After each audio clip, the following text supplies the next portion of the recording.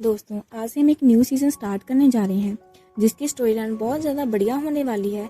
इस सीज़न में हमें लीजी नाम के एक बंदी की कहानी दिखाई जाएगी जो कि एक बिल्कुल नॉर्मल सा बंदा होता है, लेकिन अचानक से वो एक दिन सीधा हेवन में जाकर पहुंच जाता है। वहां जाने के बाद उसे पता चलता है कि हेवन तो पूरी तरह बर्बाद हो चुका है। तब हेवन का जो गार्डियन बीस्ट होता है वो लीजी को ऑर्डर देता है कि तुम्हें यहाँ से फैंटेसी वर्ल्ड के अंदर जाना है जहाँ पर कल्टीवेटर रहते हैं। वहाँ जाने के बाद तुम्हें बहुत ज़्यादा पावर को गेन करना पड़ेगा। जब तुम इतने ज़्यादा पावरफुल कल्टीवेटर बन जाओगी कि तुम वहाँ पर दोबारा से हेवन को पहले जैसा तैयार कर सको, तो उसके बाद ही तुम यहाँ से अपने रियल वर्ल्ड में जा पाओगे, वरना तुम हमेशा के लिए कैद हो जाओगे। इसलिए लीजी एक बहुत ही खतरनाक बड़े सफर के लिए निकल जाता है जहाँ पर उसे खुद की पावर को बढ़ाना है और खुद को इतना ज्यादा पावरफुल बनाना है कि वो एक गॉड लेवल पर जाकर पहुंच सके, जिसके बाद वो खुद से ही हेवन को तैयार कर पाएगा। यही कहानी हमें इस सीजन में दिखाई जाएगी जो कि बहुत ही ज्यादा बढ़िया होने वाली है। तो चलिए एपिसोड 1 को शुरू करते हैं। तो एपिसोड 1 की स्टार्टिंग में हमें लीजी को दिखाया जाता है कि जिसके सामने कई सारे लोग आ चुके थे, जहाँ पर आने के बाद वो उनसे फाइट कर रहे होते हैं। लीजी भी वहाँ पर उनसे फाइट करता है, जिसके बाद वो हमसे कहता है कि आप लोग सोच रहे होंगे कि मैं अचानक यहाँ पर कैसे आ गया, क्योंकि मेरे कपड़े तो ह्यूमन के वर्ल्ड के हैं, लेकिन मैं भी कल्टीवेटर के वर्ल्ड में पहुँच चुका हूँ।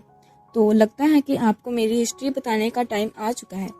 तो ये बात है कुछ टाइम पहले की, जब मैं अपने हाई स्कूल में पढ़ता था। वहाँ पर मुझे इतिहास में जुड़ी चीजों के बारे में जानने का बहुत ही शौक। स्कूल में तो फेमस था ही, सारी की सारी लड़कियाँ मुझ पर मरती थी। इसी के साथ साथ मुझे इस चीजों के बारे में जानने का बहुत ही ज्यादा उत्सुकता रहती। एक दिन जब मैं स्कूल के पीछे बने पहाड़ी के पास छोटे पुराने टेम्पल था, उसकी तलाशी लेने गया तो वहाँ पर अचानक से मुझे एक बहुत ही ज्यादा पावरफुल बीस्ट का स्केच बना हुआ दिखाई दिया।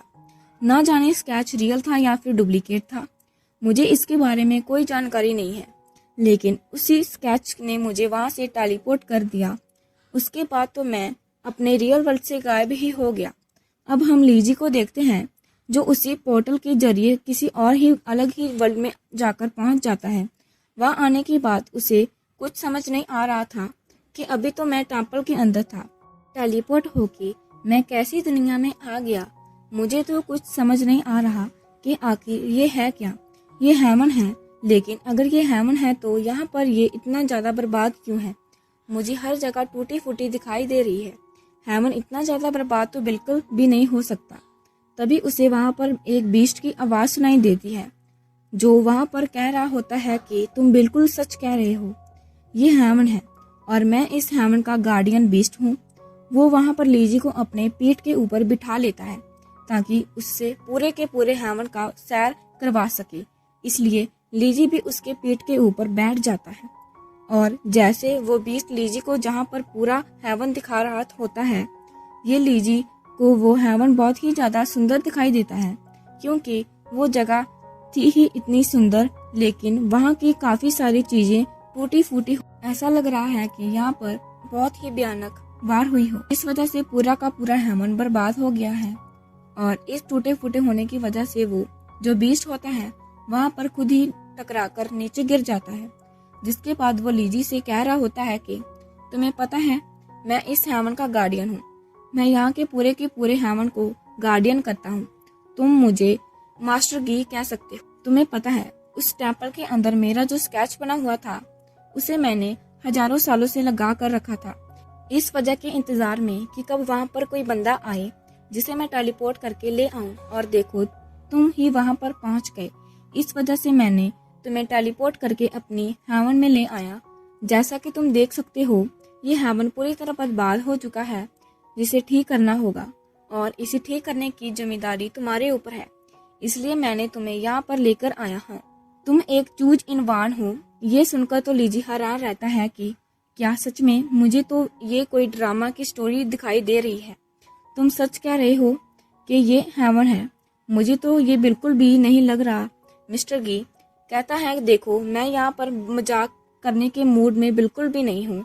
मुझे पता है कि तुम्हें यहाँ पर हेवन को किसी तरह से वापस रिवोल्ट किया जाएगा, जिसके बारे में कोई जानकारी नहीं होगी, क्योंकि हेवन को वही बना सकता है जिसके पास गॉड लेवल की पावर हो। इसलिए मैं तुम्हें यहाँ से एक कल्टीवेटर वाले वर्ल्ड के अंदर भेज रहा हूँ।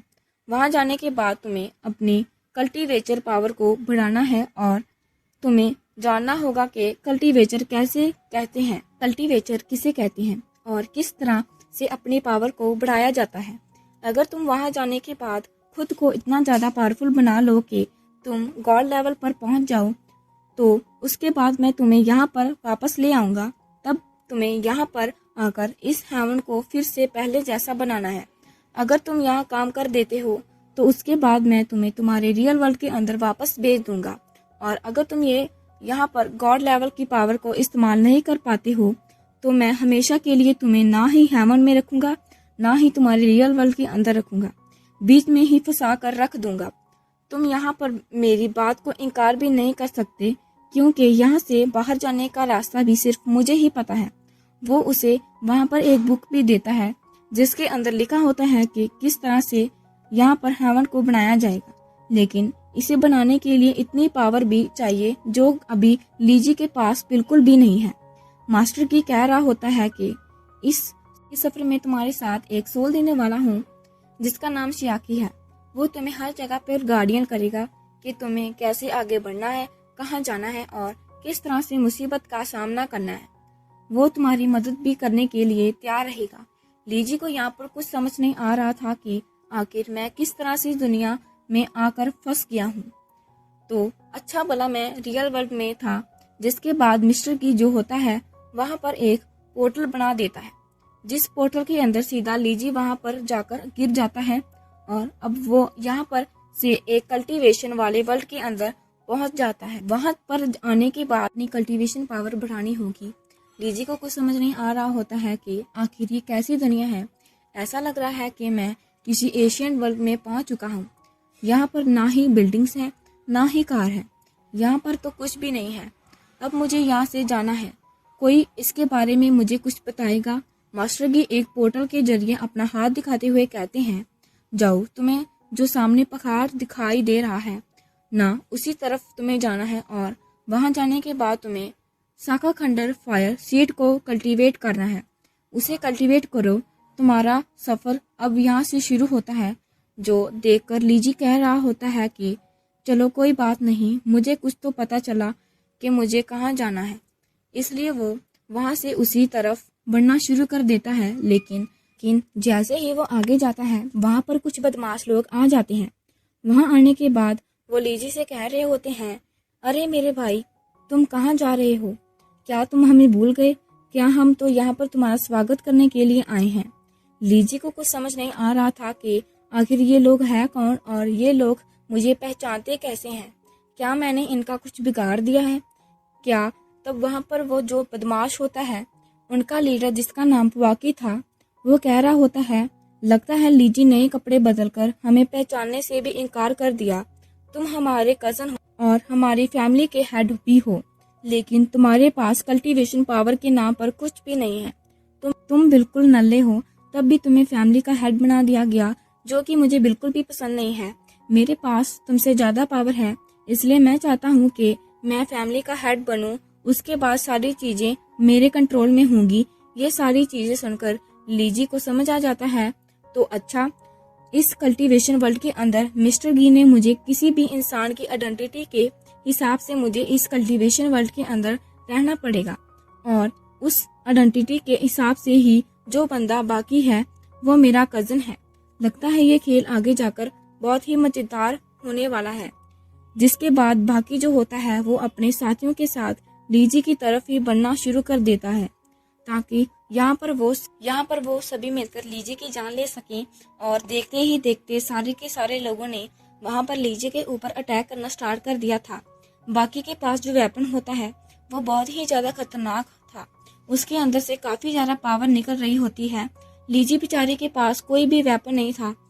उसने अपने स्कूल के अंदर ही जो फाइटिंग स्किल्स देखी थी उसी के इस्तेमाल करते हुए वो वहाँ पर भाग के उसके सारे साथियों से लड़ने के लिए कोशिश करता है, लेकिन वो अकेला यहाँ पर इतने सारे लोगों को कहाँ ही संभाल सकता था। देखते ही देखते सारे लोग उस पर भारी पड़ रहे थे, इसलिए लीजी वहां से भाग रहा होता है, उससे बचने की कोशिश करता है ताकि यहाँ पर वो लोग उसकी जान ही ना ले लें। वो जैसे जैसे वहां पर कोई सारे लोगों से बच रहा होता है, लेकिन पवाकी तो सुनने के लिए तैयार ही नहीं था।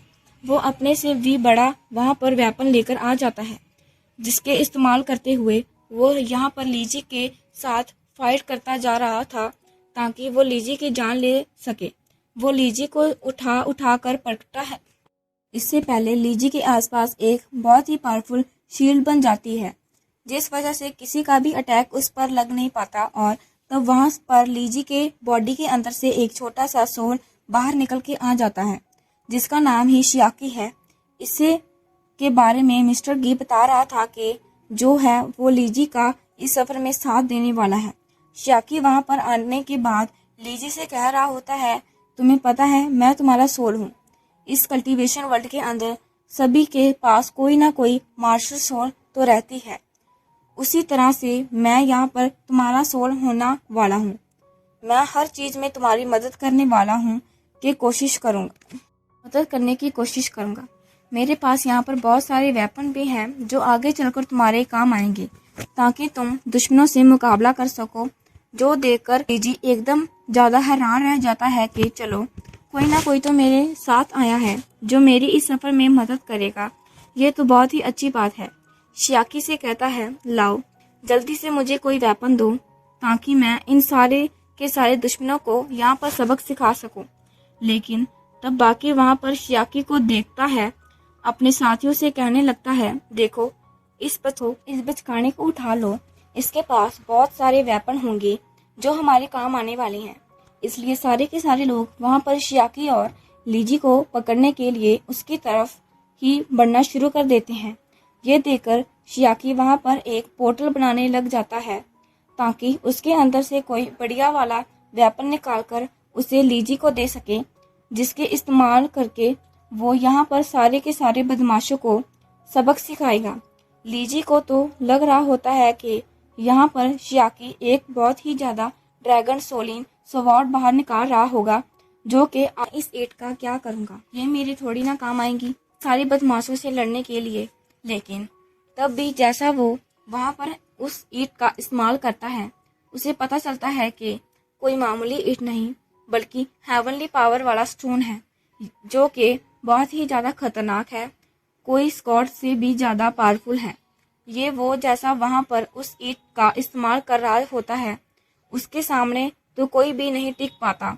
वो सभी के ऊपर उस ईंट को उठाकर फेंक रहा होता है, जैसे कोई भी लीजी के ऊपर अटैक करने वाला होता है। इससे पहले कि वो ईंट सामने आ जाती है, जो कि सारे के सारे बदमाशों के ऊपर अटैक करना स्टार्ट कर देती है। लीजी तो ये देखकर बहुत ही ज़्यादा खुश हो जाता है कि चलो ये वेपन तो मुझे बहुत ही ज़्यादा मज़ेदार लगा। वो उसे हवा में ही कंट्रोल करते हुए इधर उधर फेंके जा रहा होता है। जैसा वहाँ पर वो वेपन जाता है, हीट के अंदर से इतनी ज़्यादा पावर निकल रही होती है कि वो किसी भी कल्टीवेटर को सामने उठाकर दूर फेंक सके। हीट की वजह से लीजी बड़ी बड़ी आसानी के साथ पवाकी और उसके सारे के सारे साथियों को उठाकर फेंक जा रहा होता है।